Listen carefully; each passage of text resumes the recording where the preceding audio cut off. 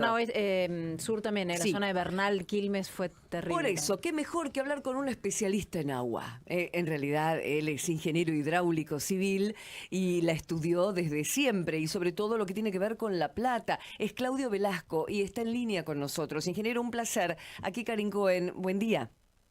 Buenos días, Cari. ¿Qué tal? Un gusto que me hayan llamado. Igualmente, Claudio, porque necesitamos escuchar a quienes saben y entender un poco esto. Nos hablan de fenómeno meteorológico y se entiende que la naturaleza muchas veces es impredecible e imparable. Por lo tanto, uno como ser humano debe adaptarse a esa naturaleza. Pero por eso mismo, yo pregunto, llovió más que en todo agosto. Ayer, en La Plata, ¿podría haber reaccionado de otra manera en las zonas donde se inundó tanto? No, yo creo que todo está relacionado. Acá no. A ver, la naturaleza es cierto lo que decís, Karin, que es impredecible, pero de alguna manera nos va mostrando señales. En el contexto del cambio climático, ya hemos tenido acá inundaciones previas que fueron aumentando en la intensidad y duración. Por ejemplo, tuvimos en el 2002 algo de 120 milímetros y se inundó la ciudad. En el 2008 tuvimos 242 milímetros y se volvió a inundar la ciudad y en una zona más complicada. Y en el 2013 ni hablar, que escuché que ustedes estaban haciendo referencia recién a eso. A ver, lo que se está produciendo acá es en realidad lo que siempre hemos tenido en un sector. Se han ejecutado obras, en otro sector se ejecutaron menos cantidad de obras, pero en definitiva el problema de base sigue siendo el mismo. Pensemos que ahora llovieron 150 milímetros. Sí. Yo tengo en mi casa una propia estación meteorológica propia para ir tomando una referencia y comparando con los datos oficiales, ¿no? Por eso digo 150 milímetros. Y acá en los sectores, por ejemplo, para que te ubiques, se ubiquen las personas que no son de La Plata, el Sí. casco urbano que le llamamos nosotros, Sí. equivale a unas 40 cuadras por 40 cuadras. Ok. Un cuadrado de 40 por 40. Después tenemos lo que le llamamos la periferia. Sí. ¿Sí? En la periferia tenemos barrios como, por ejemplo, San Carlos, Los Hornos, Villa Elvira, Altos de San Lorenzo. Bueno, una parte de esos digamos, ¿Qué zona es? barrios, Zona sur esas son estas. localidades están relacionados con una cuenca. Ajá. Y hay otro sector, por ejemplo, San Carlos y toda una zona de Gonet, que está relacionado, y el casco urbano, una gran parte del casco urbano, está Otra relacionado cuenca. con una cuenca que se llama El Gato. Claro. Entonces, para que se entienda, acá lo que... La primera cuenca, ¿cómo se llamaría o qué arroyo tiene? ¿Cómo, perdón? La primera cuenca que referías, Claudio. Mirá, tenemos en la zona de Altos de San Lorenzo y Villa Elvira, Sí. tenemos, y en la zona de lo que es la Franja de Berizo, Sí. cuenca del arroyo Maldonado. Está Maldonado. ubicado al sur, sería sureste, digamos, Claro. haciendo una referencia al norte, sureste más Bien, o menos. sureste. Y ahí vivían unas 100.000 personas. Me incluyo yo, porque yo soy de esa zona también. Ah, muy bien. 100.000 personas vivimos en este sector de la cuenca. Y en el otro lado, la otra gran cuenca, y la cuenca más principal, se llama Cuenca Arroyo El Gato. Bien. Y en eso va todo lo que es una gran parte, prácticamente todos Los Hornos, todo San Carlos, y ahí vive, y todo lo que es el casco urbano, todo lo que es parte de Gonet, Tolosa, ese sector es donde se ha hecho referencia que se hicieron obras más completas. Y también escuché, porque estuve unos minutos antes escuchando todos los informes, decían que ese sector no tuvo afectación.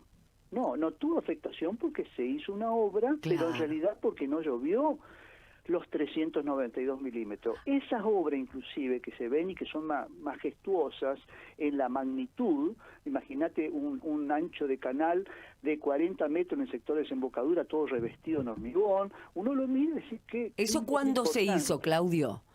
¿Cómo? ¿Eso cuándo se hizo esa obra? Eso se hizo después del 2013. Claro. O sea, tuvimos Bien. la inundación y se empezó en el 2014 Sí. y se terminó, y no se terminó hasta el día de hoy.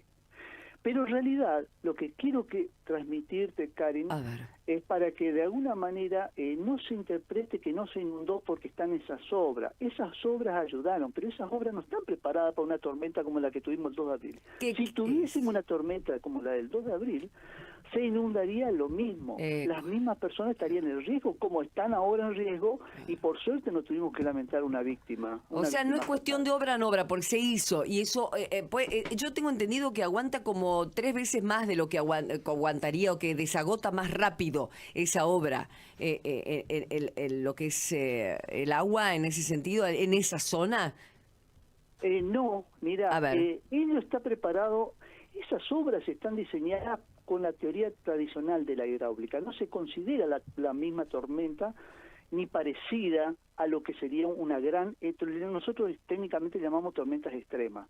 Yo particularmente, te digo, yo hice a los 4 meses de la inundación del 2013, apenas pasó la inundación, yo recorrí todos los arroyos y yo a los 4 meses presenté una propuesta integral para todas las cuencas de la región, la cuantifiqué en cómputos y en presupuesto.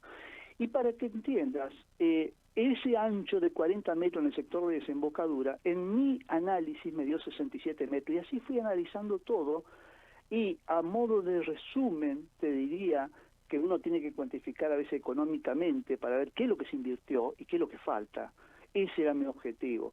Y la magnitud de las obras que se tenían que ejecutar. Se ejecutaron obras por alrededor de 500 millones de dólares, que Dios tampoco mío. están concluidas. Pero para poder soportar una tormenta como la que tenemos con el cambio climático, en mi proyecto representaba unos 1.254, 1.255 millones de dólares. ¿Que deberían haberse gastado o que se van a gastar? Se debería proyectar. Se debería El tema proyectar. es que la realidad económica, uno no puede tomar decisiones sin ver la realidad económica. Se entiende. El tema es si lo haces planificadamente o no. Acá no se hizo nada planificado. Entonces, lo que ahora ya se construyó, ya está condenando para el día de mañana, si llueve otra vez, de vuelta tenemos problemas. El tema es cómo planificar las obras. Hacer, en lugar de los 40 metros, hacer una obra mucho más ancha en un sector, lo mismo en las otras cuencas, y hacerlo en etapas. Te lleve 5 años, 10 años. Es la realidad, por más que te quieran disfrazar después, que ya está preparada la ciudad, no está preparada. Y una cosa más, porque no puede ser que después de 10 años no tengamos un plan de contingencia. Eso, ojo. Eso. Espera. Vamos a profundizar sobre eso, pero Álvaro Norro, mi compañero, te quiere hacer una pregunta. Sí, justamente, ingeniero. Sí, complete, sí, perdón. Sí, te escucho. Ah, está, ingeniero, ¿qué tal? Buen día, ¿cómo le va? No, usted algo recién rozó y va el tema de la falta de planificación de la urbanización de diferentes puntos, ¿no? Eso. Donde da la sensación que también es un factor importante, donde se construye casas, edificios, departamentos o lo que Se fuera. levantan chaperíos, negro, es Bueno, eso. en otros lugares así, pero en otros puntos no es por eso. ¿No? En otros A puntos son edificaciones realmente caras, costosas, donde antes había terrenos y hectáreas libres y se construye y por ahí no se planifica. ¿Eso también es un error de urbanización? Todo ese, mirá, vos diste en la tecla en todo lo que estás planteando, porque en realidad todo ese está relacionado con una distribución. A esos countries emprendimientos privados muchas veces es fácil y rápidamente pueden llegar los servicios. ¿Sí? Sí. Podés tener agua, buscan la manera para tener los servicios. Obvio. Pero no en la gente que está viviendo a la vera de los arroyos. Sí. La gente que vive en los asentamientos, y acá el 25% de la población platense está viviendo en asentamientos. ¿Cuánto? En las diferentes cuencas. Es una enormidad. 25, Estamos hablando de 200.000 personas, por lo menos, Una locura. que están viviendo en un sector. ¿Cuánto el Y todo porcentaje? está relacionado... Perdón. ¿Cuánto el porcentaje de personas que están viviendo en esa zona? 25%. Es muchísimo, Tenemos unos Claudio. 200 asentamientos aproximadamente, y esto lo digo fehacientemente porque yo en el año 2015 hice un relevamiento de todos los asentamientos de la región y las superpuse con mi base de datos digital donde tengo distribuidas las cuencas. ¿Y saben dónde se asienta la mayor cantidad de los asentamientos? Cercanos a los arroyos. ¿Pero por qué? Porque la gente no tiene posibilidades de comprarse un terreno donde esté más alto, o piensan que la gente se quiere inundar. No se quiere inundar. No. Entonces todo falta planificación, y el Estado permite. El Estado mira para un costado. ¿Qué pasa? Después, cuando queremos reubicar a la familia, sale mucho más costoso. Claro. Claro. Y Y cómo, claro, los cómo, empiezan a fallar.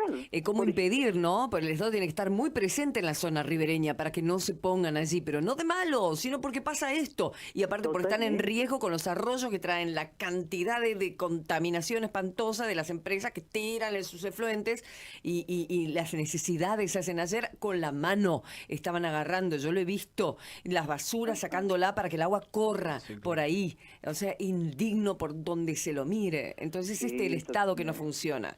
Yo, mirá, he Digo, recorrido en particular desde el 2002 que vengo recorriendo obra y planteando propuestas para La Sí. Plata, y también esto a nivel provincial, ¿no? Y el déficit que tenemos de infraestructura es tremendo, pero no es tanto la magnitud de inversión que se necesita, sino que al menos lo que tenemos, distribuyámoslo bien, pensémoslo bien, y hay cosas que si uno se anticipa a los hechos como algo tan esencial que plantearon ustedes mismos también, la planificación, con la planificación de la urbanización, con no tener a veces emprendimientos desmedidos en edificios que podemos construir, se puede priorizar en las ciudades más compactas, donde tenemos directamente en el sector de casco edificaciones en altura muy importantes.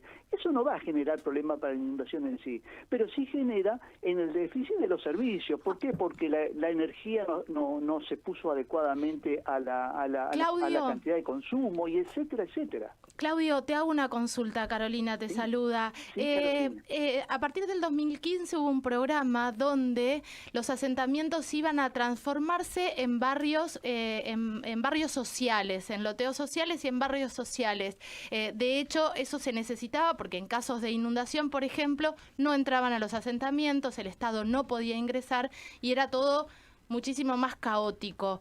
¿Esto impactó, se hizo, quedó en letra muerta? ¿Qué sucedió? Porque seguimos con asentamientos y siguen creciendo. Totalmente, es que los asentamientos están relacionados con la situación económica Sí. imperante, van de la mano. La parte de situación crítica que vive una parte de la sociedad. Pero respecto a tu pregunta concretamente, te digo, prácticamente no se hizo nada. En algún barrio, como por ejemplo en el caso acá de Villa Elvira, en un sector que se llama Puente de Fierro, se hizo alguna mejora estética, por así decirlo, con alguna mejora de una plaza, algún desagüe adicional chiquito, pero digamos que Una gran obra.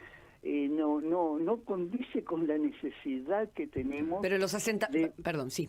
¿Se podría hacer obras en donde están los asentamientos? Esa es la pregunta. ¿O es imposible porque el río va a subir sí o sí y no hay manera de contenerlo? No, a ver, no es el tema de el río, acá lo que supongo que te referís, Karin, Sí. que los ríos, sí, los arroyos... Sí, los arroyos, empiezan a perdón. desbordar. Es eso. Ujú.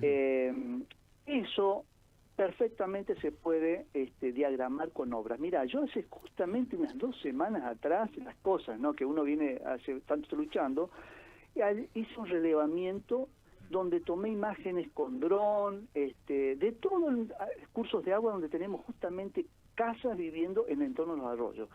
Y yo dije, si queremos planificar en serio, tendríamos que al menos reubicar 50 metros a cada lado de los arroyos, hacer un espacio verde que sea de convivencia y que sea más armónico con la naturaleza, Claro, lo que hacen y en la darles ciudad. las secciones adecuadas a los arroyos. Ahí ya no desbordarían los arroyos. Ok. ¿Sí? Eso Claudio. por un lado. Sí. Claudio, Juan Pablo Francia te saluda. ¿Cómo estás? Buen día, un gusto. Sí, ¿qué tal? ¿Qué tal, Juan? Claudio, sabés que antes mencionaste una palabra que me parece clave, de hecho Karin había hecho hincapié también, dijiste contingencia o incluso mejor dicho, plan de contingencia. Y yo creo que Exacto. esa también es gran parte de la pregunta que se hacen o nos hacemos todos, porque más allá de las obras de estructura, infraestructura y aquello que hace en definitiva la planificación, también hay un aspecto que es pura y exclusivamente de previsión en base a lo que te dice el Servicio Meteorológico Nacional, es decir, si se puede ver que va a venir una tormenta como la que vino, ¿en qué podría consistir el plan de contingencia o cómo se podría planificar justamente? Bueno, mirá, el plan de contingencia es fundamental porque siempre, a ver, si vos haces obras que estén mejor preparadas como el plan que yo planteé, vas a tener mucho menos riesgo de inundación. Y si tenés inundación, al menos no vas a correr riesgo de la vida.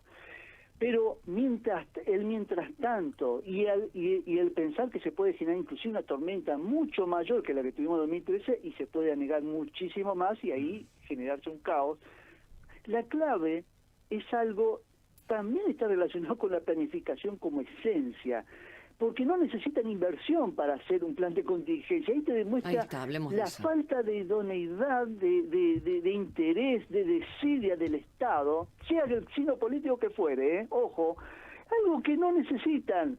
Y hay veces que se quieren, y lo más grave de todo, y lo que a mí me resulta chocante, es que veo como acá podemos tener, hoy en una página web municipal, dice plan de contingencia, y uno mira y abre, y escucha, y lee muchísimas hojas, y un verdadero libro de lo que es un plan de contingencia. Pero no es la realidad es...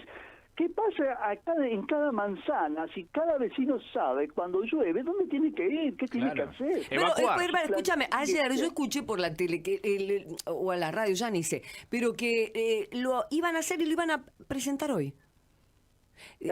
Bueno, pero para lo que viene. El diario del lunes, ¿no? Dirían, vos decís, ¿cómo? Porque escuché hoy, ¿dónde ir?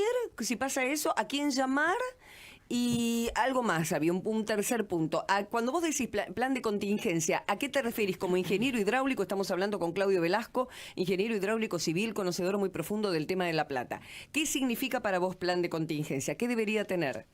Yo creo que acá se tiene que actuar en forma mancomunada, en todos los centros de barrio, en todas las manzanas, en todos los clubes que puede haber en las distintas regiones, desde el Estado municipal, porque es un tema de Estado municipal, ¿no es cierto?